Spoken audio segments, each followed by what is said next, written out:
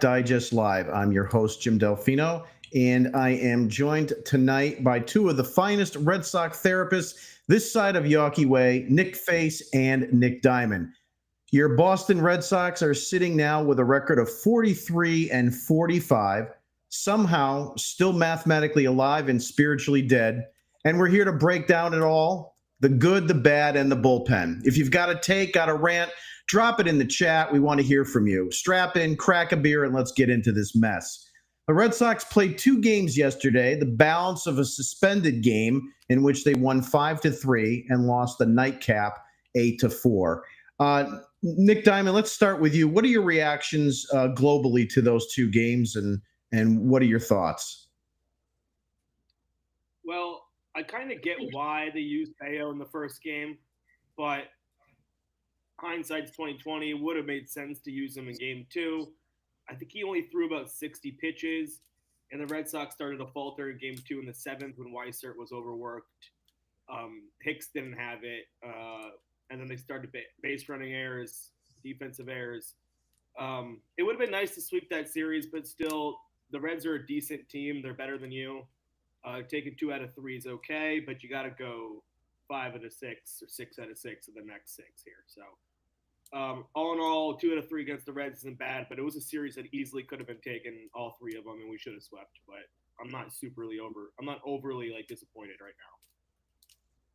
Nick Face, your reactions to the two games. I'm still pissed off from last night. I'm going to be completely honest with you. That game, they had no business losing that game, and they pissed it away because of poor managing. And once again, Alex Cora has to get in the way of everything. This was his little we're just going to throw this one away. You knew you were doomed when Bernardino was your opener. You knew you were doomed. I got sucked in watching it, and I started feeling good. I'm like, all right, we got an inning in, a third out of Bernardino. Chris Murphy's looking good. And then the floodgates opened. Here comes Greg Weissert, who I still can't understand why he was put into this situation. Cora is going to physically lose this guy's arm. He is. It is sickening on what he is doing to managing this team. That was an inning I would have went with either Whitlock or Hicks. And I don't want to hear people out there saying, oh, well, you're saying this now after the fact. No, I'm not. I'm managing the game to win. This was not the situation for Weissert to come into the game. Give it to Hicks. Give him a full inning of sorts. Give it to Whitlock. And then I don't give a crap. Put Chapman back in. Put him in. You got a day off today. Rest up. Get ready for the morning game tomorrow. I am so sick and tired of pissing games away. I'm sick of it. I'm angry.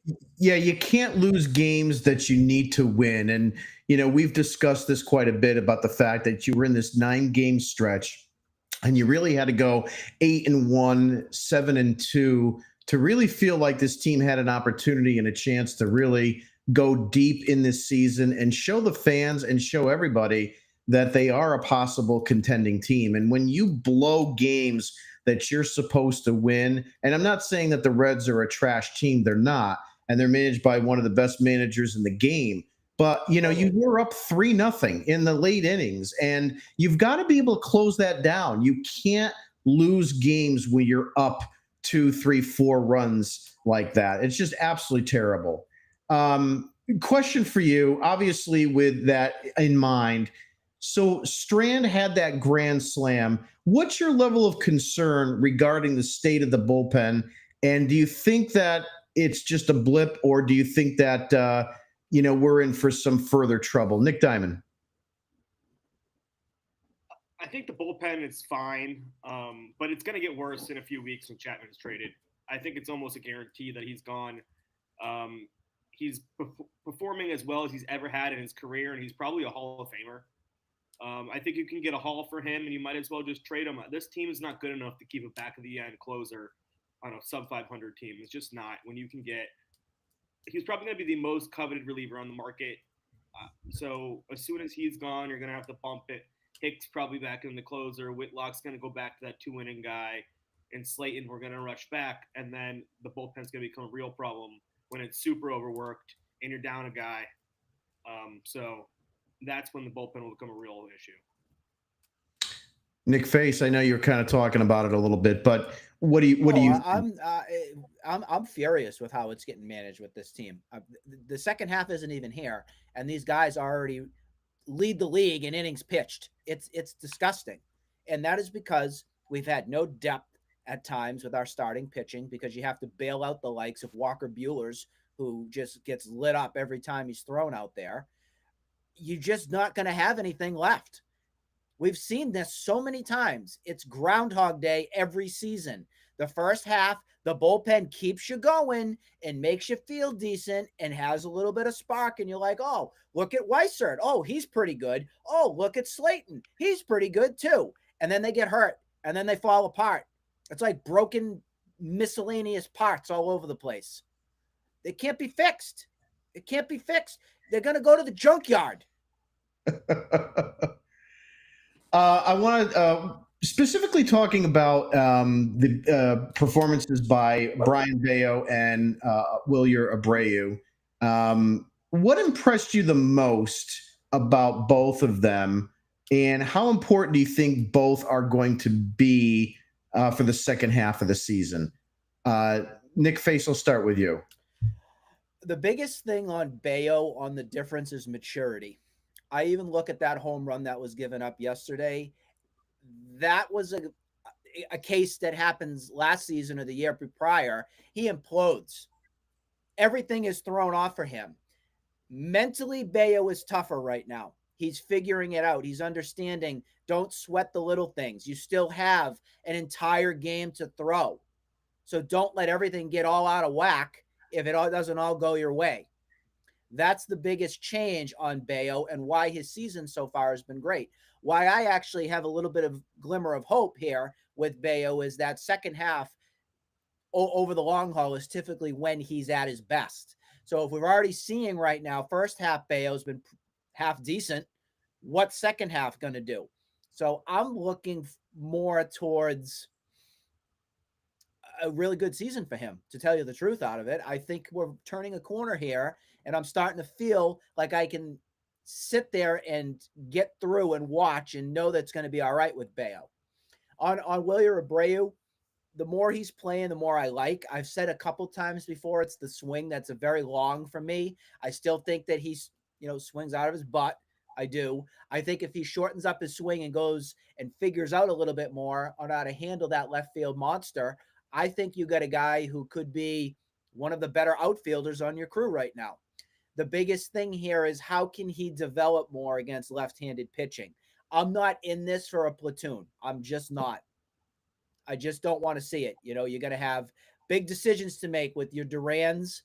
We got to keep, he's still here. So that's why you still have decisions to make. Whether he's here or not, you still have Duran. You got Rafaela in center. You've got Yoshida rehabbing and figure all that mess out. So you have, and of course, Roman Anthony. You don't have many places to put these guys. So something's got to give here. And I would love if long-term here, Wilyer Abreu is your guy. He's got the glove. I want to see what the bat can do more. Nick Diamond, same question to you. Your reactions on what you see moving forward with Brayan Bello and Wilyer Abreu. We'll start with Wilyer. When you look down the Red Sox starting lineup, 1 through 9, at the end of the season, Wilyer Abreu is probably going to give you the most offensive production out of anybody on the Red Sox. Rafael Devers is gone. Duran's having a terrible season. Bregman's been hurt for the whole year. So Wilyer Abreu is probably going to get close to 30 home runs. He's probably going to have the most RBIs at the end of the year. Offensively, I don't think he's an issue. I do think there's a left-handed issue. He's always going to have his struggles against left-handed pitching, but as long as he goes through these hot streaks and he can carry the team on his back for 2 to 3 weeks at a time like he has been, I think he's going to have a spot in this order. I don't want him as your 3-hole hitter. I don't want him as the 4-hole hitter. He's batting 5 to 6. He's a great guy to have in your lineup. And the defense is great on right field. He's already won 1 Gold Glove. I think he's going to win many more. I think he's starting to show that he can hit velocity. He's still going to have that left-handed issue, but I don't think it's going to be a platoon. I think going forward, the platoon will be Refsnyder and Yoshida at DH. And for Bello, I agree with you. It's a maturity thing. If this was last year or the year before, after that 2-run homer, he would have imploded. The Red Sox would have lost that first game no matter what. I think Bello's fine. I would love to see more swing and miss out of him. I think it's too late for him to, get that now. I think in the minor leagues, we heard a lot more swing and miss coming out of him. More now he's like a high ground ball guy. I think he's up there with like second or third in the league in ground ball percentage. So with the bad defense, it's always going to be an issue for the Red Sox and Bello. But if the Red Sox ever do get a good defense behind him, he's going to be great long term. The strikeout numbers will be down, but I think he'll succeed in Boston for the next 5-6 years. I think the contract will be fine. Yeah, no, I mean, as my take is that as far as Bello's concerned, you got to like the contract in terms of what they got him for the years and the money involved. It's really, really good. He has definitely shown some steps of maturity this season. Bello last year and the year before, if something went wrong, he was kind of John Lackey crying. And you're not really seeing that too much this season. So I think there's a part of that has matured. I do think that he can continue to do well moving forward for the rest of this season and hopefully be more of a bona fide number 3 type starter in this rotation. As for Abreu, to both your points, there needs to be some movement on that major league roster, and it's got to happen at this deadline. I just can't see how we can have 4 starting outfielders for 3 spots consistently. And I think, quite frankly, Duran has to be the odd man out to be traded, and they might even see someone like Refsnyder traded. There's been some talk of that as well. But I like what Abreu's been doing. He's one of the few guys that I would say has taken an additional leap this year since last year. There hasn't been many. Connor Wong has regressed. We know Duran has regressed. Rafael has been maybe a tick better, but no one else is really taking another step forward in their development at the major league level. Willie Abreu has both power and pitch selection. His biggest issue is that he needs to get more reps as a hitter against left-handed pitching, which he's not doing. He's still part of that platoon, like both of you have said, and that needs to change and change quickly. Moving forward, I got one more thing to say before we wrap up the segment on Abreu and everything with the outfield. Please. One of the catalysts last night of the big collapse, I believe it was in the 7th inning, was a miscommunication between Meyer and Roman Anthony in right field. That drop ball that was in right field, and then Roman Anthony just kind of lobbing it in instead of throwing it to second base, that was very bad. And you saw right there the growing pains on what it is like right now on getting reps for Roman Anthony on whatever position he's going to play. Me personally, I don't want him in right field. I want him in left field.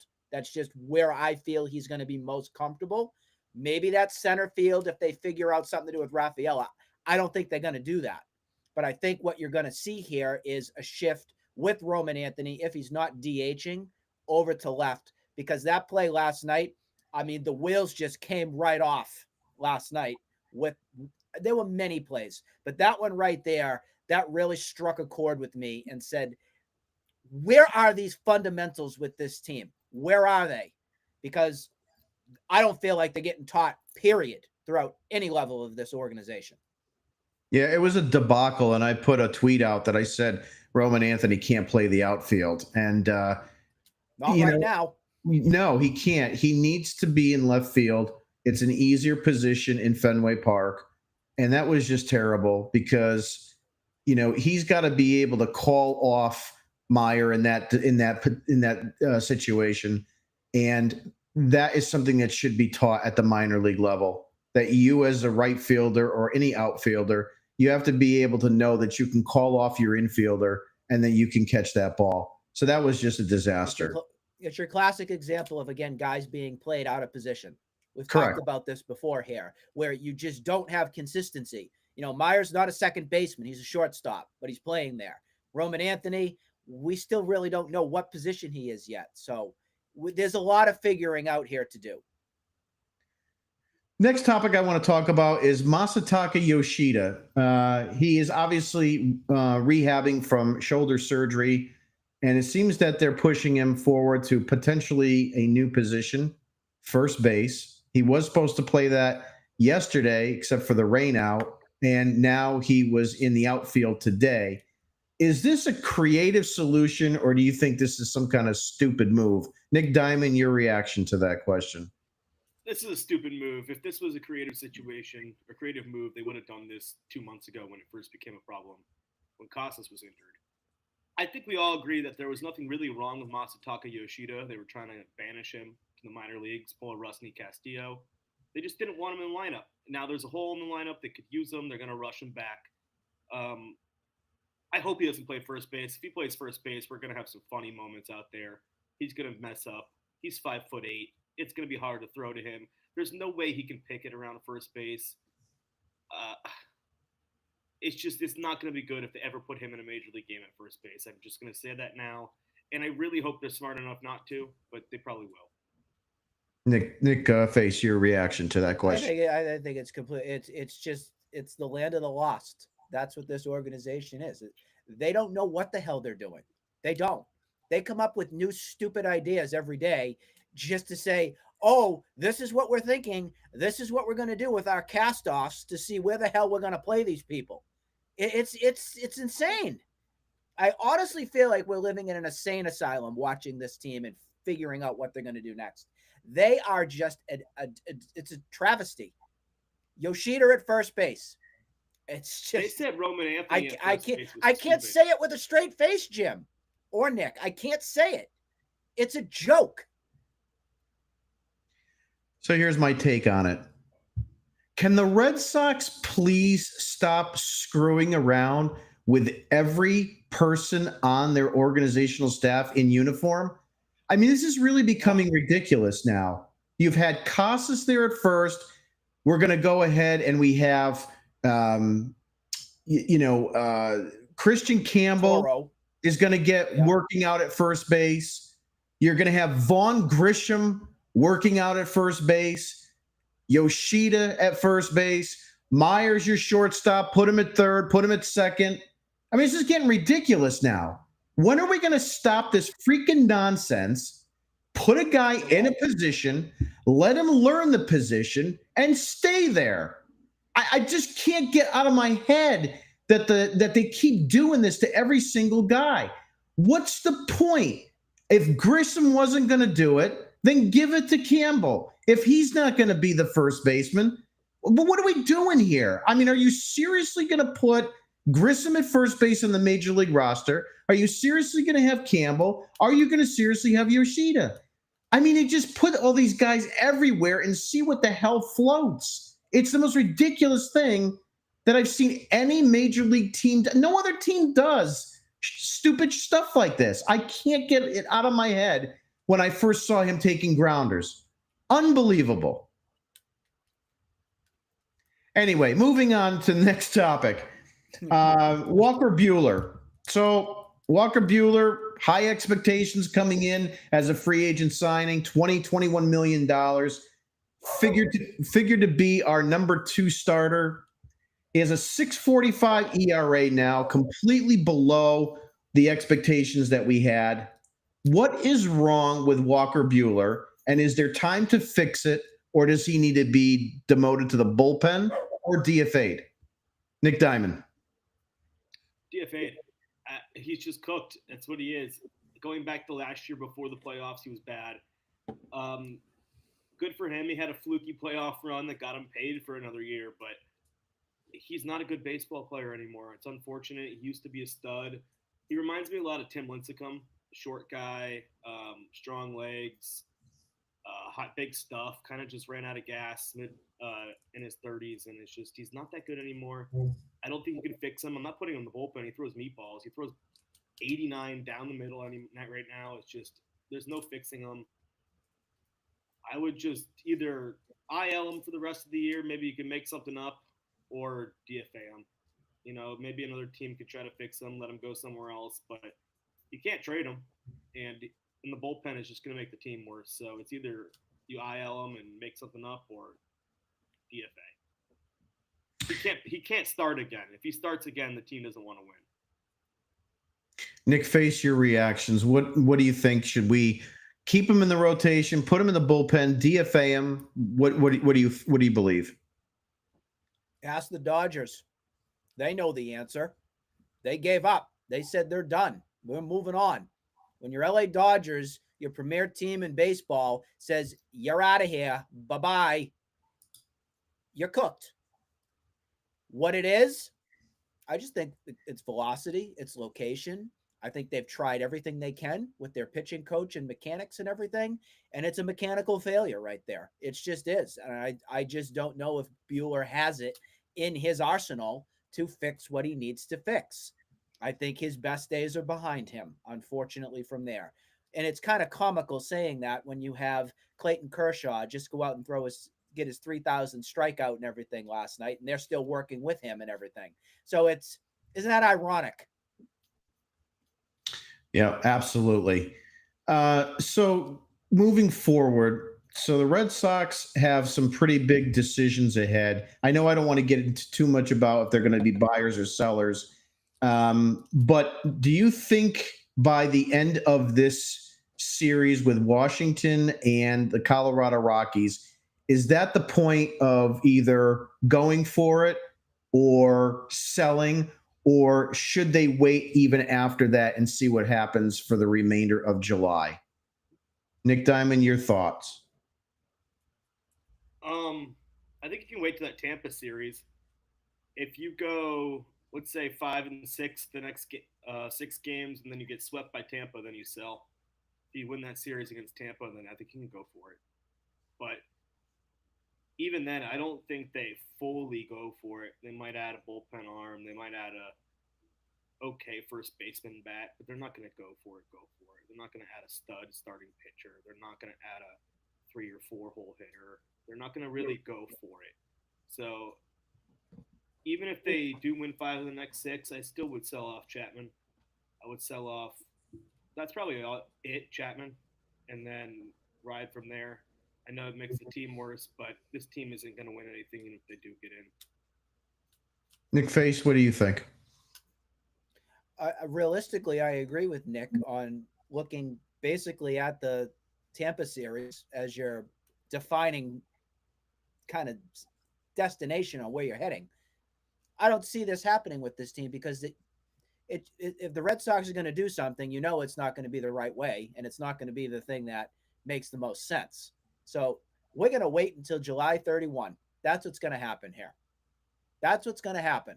And you will get your cast-offs. You will get your bargain by the bagful dollar store saviors. Oh, well, don't you worry.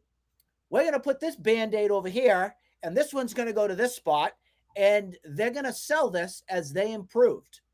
And again, it's the Alex Bregman's coming back story, the Yoshida story. He's coming back. Slayton's coming. He's now magically all healthy. We don't have to worry about his arm whatsoever. Leave it to the Red Sox to do that. Leave it to them. Mark my words. That's exactly how that week or that day is going to lead up. We're going to say, why the hell are you still continuing to string us along and thinking that this team is worth buying for? It's just what they do. Oh, yeah, I'm completely on board with that. Switching gears a little bit to the outlook against the National Series. So game 1 we have tomorrow night, Lucas Giolito against Soroka. In game 2, I believe it is going to be Walker Bueller unless something happens in that situation. And in game 3, Jim, yeah. We actually have a guest pitcher tomorrow. You didn't hear? Who's that? Donald's coming. He's coming. Breaking news out of Washington, D.C. The Red Sox met with President Donald Trump. He gave a nice punch in the face and said, get your acts together. Huge day in the White House. At game 3, Garrett Crochet, and I'm not sure that the Washington Nationals have set a starter for game 3. So, question to you: what are your thoughts for this 3-game series? How do you think about the pitching matchups? And with Washington at 36, I think, and 50, they seem like they're going to be in seller mode. So, can we sweep them? Are they going to be kind of like not really into it? What are your thoughts? Nick Diamond, you first. They should sweep them, but they won't. Just looking at the second series or second game, if Walker Bueller makes that start, the Nationals are going to score like 6 in 2 innings. So it would have to be a huge offensive outburst in game 2 to win. So I'm going to take 2 out of 3 for the Sox if we're going to take, if we're going to predict them. But realistically, they should sweep. They're the better team. The Nationals have been horrendous in June, at least. I think they lost like 10 straight at one point. So, yeah, they're not a very good team. They have some good players, James Wood, C.J. Abrams, Mackenzie Gore, who are missing. So that's good to see. But, yeah, I think the Red Sox, they should sweep, but they won't just because Walker Bueller is going to get another start. You could put anyone else out there. Cooper Criswell barely threw. Why can't he make that start? Totally agree. Nick Face, your thoughts on the upcoming series with the Nationals? Something's in the air. And what I smell and what I see is a Chicago White Sox series deja vu. That's the sad, honest truth on how I'm sitting here feeling tonight. I don't want that because, yes, on paper, the Red Sox, in theory, are better. Tomorrow, we have some adversity, guys. It's an 11 o'clock game. This team sucks under adversity. Sucks. I don't know what side of the bed they're going to wake up with tomorrow, but if that coffee is not poured by 7, 8 o'clock in the morning to get these guys jump start and going, I am scared to death on what the hell this lineup is going to do with an 11 o'clock game. I am. I don't think that they win this game. I think the Nationals, at least, they've kind of been there, done this. This has been a tradition for them on 4th of July. And I know we had the marathon game back in April. That's one of our things we do in every year. But still, I just don't think that this team has anything for it. I think they could get a win on Saturday. I do. Just to kind of say, oh, we're sorry for Friday. But the most I see is a 2 out of 3 for the Red Sox. Yeah, I agree with both of you. I'm looking at a 2 out of 3 winning weekend myself. My question is, I'm not sure which 2 out of 3. I mean, I have to, as a betting man, go with. Fighting with. Yep, I have to kind of go with the Crochet game just because it's Garrett Crochet. But honestly, I could see Giolito throwing an absolute smelly game tomorrow, and then out of the clear blue, Walker Bueller, for some stupid reason, goes 6 innings with 1 earned run. I mean, it's really honestly as potluck as that. So I'm not quite sure. Like I say, I think they'll win 2 out of 3. I'm just not sure which 2 out of 3 it's going to be. Do you guys have any concern on Crochet after his stinker that he put up last game? Nick Diamond, you go first. I don't have any concern about him. I think they're working him too much, but besides that, I don't think the stuff was down. I kind of think he was pitching to the score. They had a 7-run lead early, and he was just trying to get out of there with a lower pitch count, I think he only threw 86 pitches in 6 innings, so yeah. I have no worries about Garrett Crochet. If there's one bright spot on this team, it's him. My thoughts on that too, and it's funny because I was talking to Thayer Doyle on the right when that game was going on, and he says, "Watch this be a game that Crochet gets lit up a little bit," and lo and behold, it did happen. I'm not too concerned because it's only one outing. Obviously, if this turns into 2, 3, 4 outings in a row, like Bueller has been thrown out there, then we obviously got to look to see if there's some sort of injury. But, I'm not going to worry about one particular game. I just think, the way that the team has been going and how they've been playing, everything's under a microscope. And something like that is obviously going to get everybody nervous and worried that there's something going on and underlying. And obviously it becomes a bigger, storyline than it really needs to be. But I'm going to agree with Nick Diamond on this one. I'm not going to worry unless I need to worry. Yeah, if you look at the start closer, he had 10 strikeouts. His velocity was still 99 miles per hour. I mean, there was nothing wrong, really, with him. I mean, he still had 10 strikeouts. He threw the ball pretty well. You might have got a little unlucky. I mean, they still won the game. So if you get spotted 7 runs, you don't care about throwing the ball right down the middle a few times. I think the biggest thing was location. Yeah, just location with him. I think I'm not worried. So that's why I just kind of asked the question for you guys to see where it is. I just think it was one of those games where just location wasn't on. That's all. That's fixable. Absolutely. Any closing comments before we wrap up tonight? Nothing in particular. I mean, you got to win. Donald and I. Now, the Red Sox had nobody in the. I guess the closest all-star starter with Carlos Narvaez, which I don't care about at all, but that's pretty crazy to say that the Red Sox had no one close. Yeah, it's a good point. Really surprised that no Red Sox starters were starting the All-Star game with how well they've done, right, Nick Face? I mean, maybe you could say Bregman, but Bregman's been hurt. So I mean, there would be one. Duran's been horrible. There's really not. Maybe Abreu, but he was hurt a little bit. It hasn't been super consistent. If I was to say anybody for the All-Star game, but I just think it's crazy how our fan base fanboys for our players, and we got nothing. Like, we're not even close. Yeah, I was kind of surprised that Romy Gonzalez didn't make it. I was really surprised that Abraham Toro didn't make it. Oh yeah. I'm surprised Connor Wong didn't make the All-Star I'm stunned. I'm surprised Trump shook his hand today. And he had that RBI in July or June, right? He's got one RBI now. So I mean, he does. He's better than the 3 of us combined at the major league level. I'm still better at him with runners in scoring position, though. He's batting 0. Well, that's going to wrap it up for today's edition of Red Sox Digest. I'd like to thank both Nick Diamond and Nick Face and Donald Trump joining me today.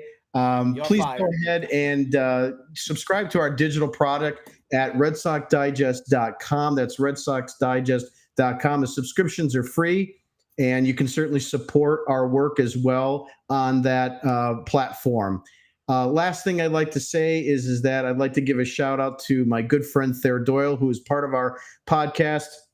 He lost his father this week. I've known Thayer for 47 years, his father for 47 years. He was a great man, and we had the funeral today, and just want to let Thayer know that I'm thinking about him. And go Red Sox, and have a great night. We'll see you all tomorrow.